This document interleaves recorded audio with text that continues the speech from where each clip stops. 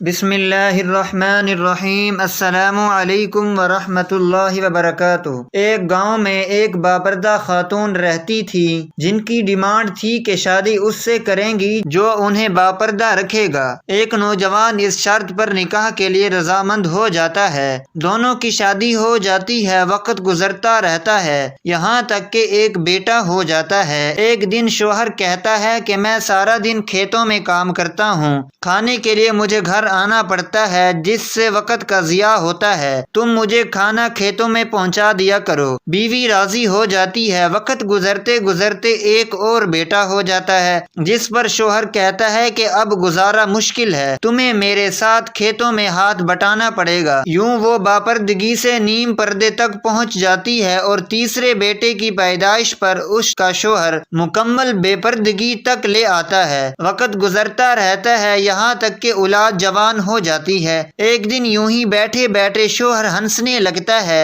بیوی سبب پوچھتی ہے تو کہتا ہے کہ بڑا تو پردہ کرتی تھی، آخر کار تیرا پردہ ختم ہو گیا، کیا فرق پڑا پردے اور بے پردگی کا، زندگی تو اب بھی ویسی ہی گزر رہی ہے۔ وہ بولتی ہے کہ تم ساتھ والے کمرے میں چھپ جاؤ، میں تمہیں پردے اور بے پردگی کا فرق سمجھاتی ہوں۔ شوہر کمرے میں چھپ جاتا ہے، عورت اپنے بال بکھیرے رونا پیٹنا شروع کر دیتی ہے۔ پہلے بڑا بیٹا آتا ہے، رونے کا سبب پوچھتا ہے، ماں کہتی ہے تیرے باپ نے مارا ہے۔ بڑا بیٹا ماں کو سمجھاتا ہے کہ اگر مارا ہے تو کوئی بات نہیں، وہ آپ سے محبت بھی تو کرتے ہیں، آپ کا خیال رکھتے ہیں۔ وہ سمجھا بجھا کر چلا جاتا ہے۔ عورت پھر سے رونے کی ایکٹنگ کرتی ہے اور منجھلے بیٹے کو بلا کر بتاتی ہے کہ تیرے باپ نے مجھے مارا۔ منجھلا بیٹا کو غصہ آتا ہے، وہ باپ کو برا بھلا کہتے ہوئے ماں کو سمجھا بجھا کر چپ کروا کر چلا جاتا ہے۔ آخر کار عورت یہی ڈرامہ چھوٹے بیٹے کے سامنے کرتی ہے۔ چھوٹا بیٹا تو غصے سے آگ بگولا ہو جاتا ہے اور زور زور سے گالیاں بکتے ہوئے ڈنڈا اٹھاتا ہے اور کہتا ہے کہ ابھی باپ کی خبر لیتا ہوں۔ پھر عورت شوہر کو بلا کر بولتی ہے، پہلا میرے پردے کے وقت پیدا ہوا تو اس نے تیرا پردہ رکھا، دوسرا نیم پردے کے زمانے میں پیدا ہوا تو تیری آدھی لاج رکھ لی، جبکہ تیسرا جو مکمل بے پردگی کے زمانے میں ہوا تو وہ مکمل طور پر تیرا عزت کا پردہ اتارنے گیا ہے۔ حاصل کلام، پردہ جہاں عورت کا فطری تقاضا ہے جو خالق کائنات کی طرف سے حکم اور قاعدہ بھی ہے، تو وہاں اس کے گہرے اثرات بھی مرتب ہوتے ہیں جس کو ہم آج اپنے معاشرے میں واضح طور پر محسوس کر سکتے ہیں۔